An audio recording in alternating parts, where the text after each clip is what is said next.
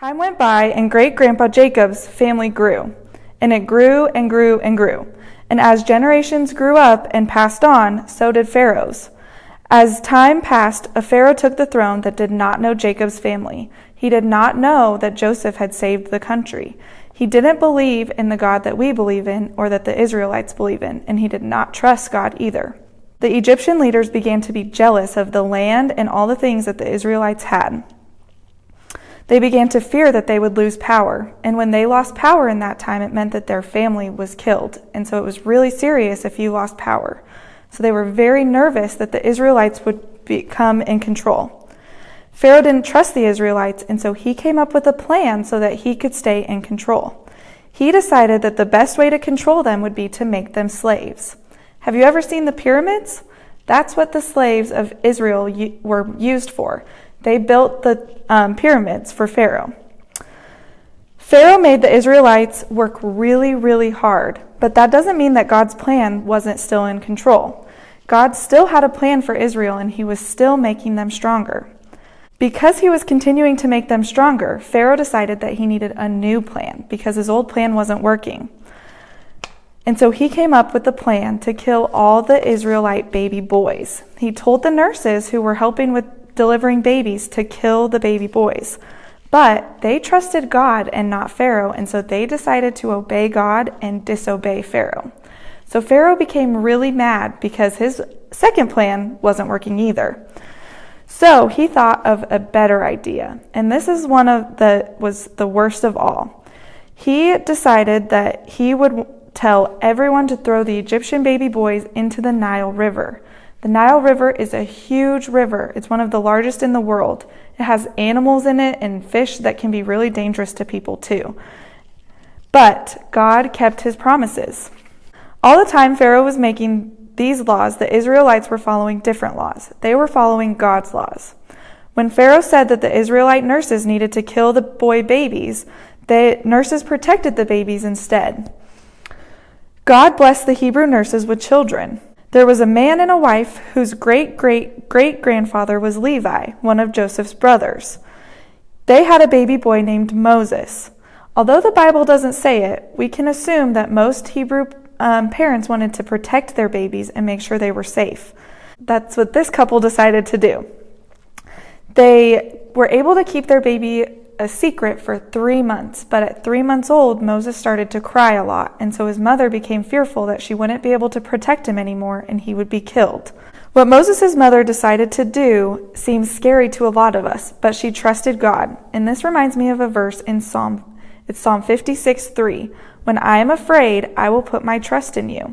She had to be scared to do something with her baby who she loved so much, but she decided that she could trust God. She knew she could trust God. So she took a basket and sealed it with tree sap to make it waterproof. And then she put her baby Moses inside the basket and put him in the Nile River. God gave her the wisdom to put him on the banks where there were lots of weeds and cattails and things that would help the basket go a little bit slower. She also had her daughter Miriam stand close by and watch the basket. Soon the basket floated down the river, and there was one of Pharaoh's daughters was taking a bath in the water and saw the baby in the basket. She saw Moses there, and she said, "Somebody needs to take care of this baby." And so Miriam went and said, "Can I find a Hebrew woman to take care of him?" So she went to find her mother, Moses' mother, to take care of him. So now instead of being killed, Moses was being cared for by his mother and learning the ways and cultures and languages of both Egyptians and Israelites. God is in control. Even when things seem hopeless and things seem impossible, God protects his children and lives up to his promises. Just like God protected baby Moses, he will protect us too.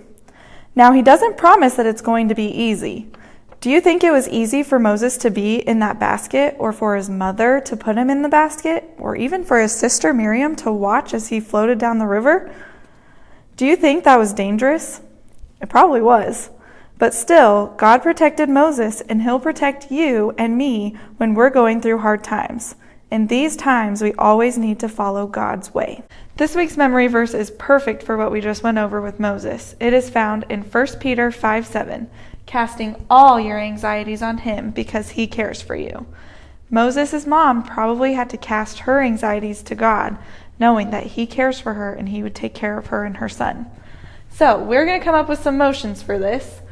When you fish, you cast a fishing pole. So you kind of go like that. So we're going to say casting all our anxieties. And we're going to look like we're anxious, like kind of just ball up or look like you're scared maybe. So casting all your anxieties on him because he cares for you. And that is in 1 Peter 5:7. And this is a perfect verse for you to memorize and keep in your heart so that you can always have God's word on your heart and something that you can remember when maybe you feel a little bit nervous, no matter what the situation is. Today we learned a lot about how God takes care of his people and keeps his promises. Satan was trying to make God a liar and keep the baby from being born by killing God's people. But God had a different plan. God saved one little boy named Moses and prepared him for very big things. But first, we see that God's protection and care that even made it possible for the little baby to stay alive. We can trust that the same God who cared and protected Moses would care and protect us as well.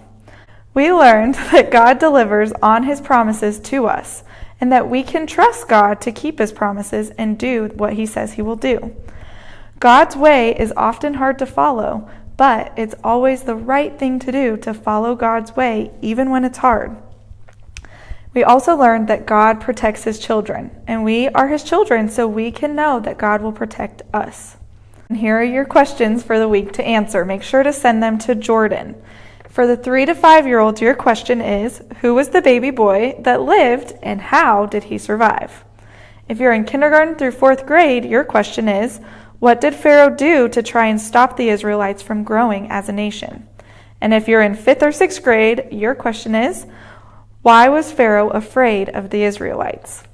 Also, along with your questions, if you want, Jordan will send out a coloring page to the families of PBC. You can color it if you want to. It's a little fun activity that has to do with Moses.